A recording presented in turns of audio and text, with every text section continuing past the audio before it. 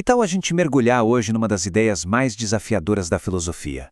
A proposta de Mestre Eckhart, um místico lá do século XIV, de uma vida cheia de significado, mas vivida sem porquê.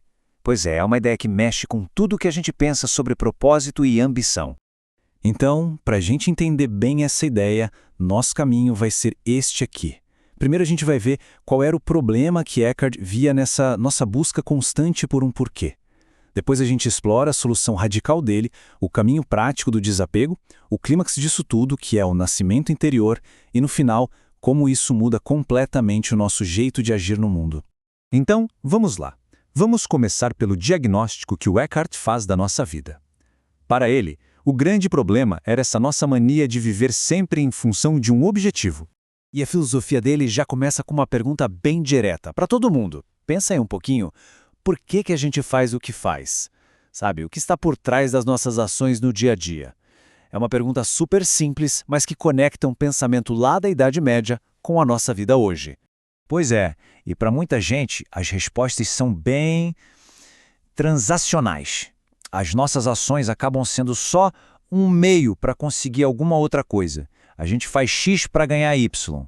E essa lógica, essa coisa de meio para um fim, é tão comum que a gente nem para questionar.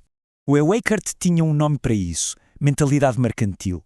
É como se ele visse as pessoas tratando a própria vida espiritual como um negócio, sabe? Transformando a alma numa espécie de mercado onde se faz uma boa ação aqui para trocar por um favor divino ali. E olha, o Eckhart não pegava leve na crítica não. A rejeição dele a essa mentalidade era tão forte que ele a chamava de asinina. É, bem provocador, né?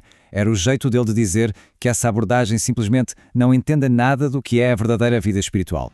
Ok, então se essa vida de troca é o problema, qual seria a solução? É aí que a gente entra na contraproposta do Eckhart. E se prepare, porque é a ideia central dele e que, à primeira vista, parece um baita paradoxo.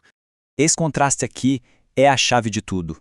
De um lado, o mercador, que age para conseguir alguma coisa. A ação é só uma ferramenta. Do outro lado, segundo Eckhart, está a pessoa justa. Ela não age para conseguir algo. Ela age simplesmente porque ela é. A ação brota do ser dela, entende? Não é um caminho para chegar a algum lugar. É a expressão pura da sua natureza. E essa citação do Sermão 41 dele resume essa ideia radical perfeitamente. Agir sem um porquê. O que isso quer dizer? Significa que a ação não tem como motor um ganho lá na frente. É como a própria vida, que vive por viver. A pessoa justa age de forma justa. Bom, porque ela é justa. Simples assim. Tá, eu sei, isso tudo pode parecer muito abstrato, né? Agir sem porquê. Como assim? Como é que se chega nesse estado? Bom, a resposta está na parte prática da filosofia do Eckhart, que gira em torno de uma ideia central, o desapego. O Eckhart até tinha um termo alemão bem específico para isso, a Abgescheidenheit. E aqui, atenção, é muito importante entender que isso não é apatia, não é ser indiferente a tudo.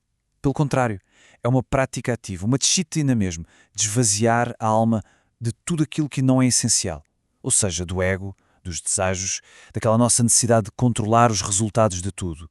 Dá para a gente quebrar esse processo em 3 passos mais ou menos. Primeiro, olhar para dentro e reconhecer a que estamos apegados. Segundo, abrir mão ativamente da nossa vontade egoísta. E terceiro, criar um espaço vazio lá dentro, um silêncio, para que algo novo tenha lugar para surgir.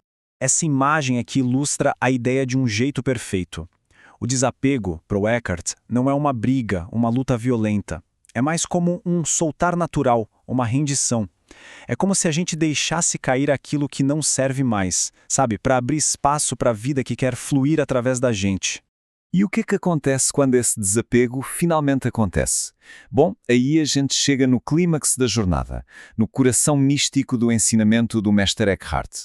O ponto aqui é o seguinte, e é incrível, quando a alma se esvazia, a entrada do divino não é uma escolha, é quase como uma lei da física espiritual, uma necessidade metafísica. Para Eckhart, a natureza tem horror ao vácuo. Então, ao se criar um espaço vazio por dentro, o divino entra para preencher. É inevitável. Isso simplesmente desmonta toda aquela mentalidade mercantil que a gente falou no começo.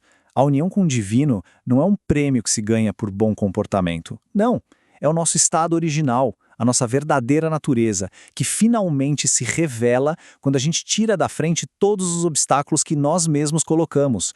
E tudo isso leva a essa afirmação aqui, que é uau! Absolutamente espantosa e poderosa. Para Eckhart, lá no fundo da alma, no nosso núcleo mais profundo, não existe separação. O nosso fundamento e o fundamento de Deus são a mesma coisa. E isso resolve aquele paradoxo do começo, lembra? Como é que alguém que não quer nada continua a viver, a agir no mundo? A resposta é simples. A fonte de onde vem a ação mudou completamente. Dá uma olhada nesta tabela. Ela compara as duas motivações. A ação por fora, dar aos pobres, meditar, trabalhar, pode ser exatamente a mesma. Mas a intenção, o que acontece por dentro, é radicalmente diferente.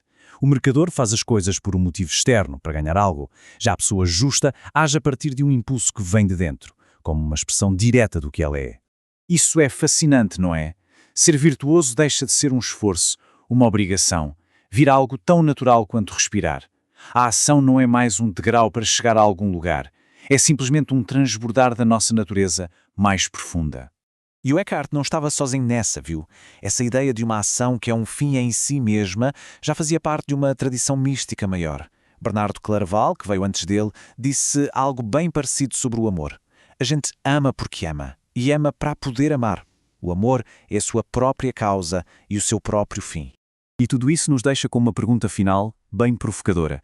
Numa cultura como a nossa, que é obcecada em achar um porquê para tudo, um propósito, Eckhart oferece uma libertação radical. Ele nos convida a pensar, e se o verdadeiro propósito for, na verdade, viver sem um? E se a vida mais profunda, com mais significado, não estiver na busca incessante por um objetivo, mas na expressão simples e pura de quem somos a cada momento?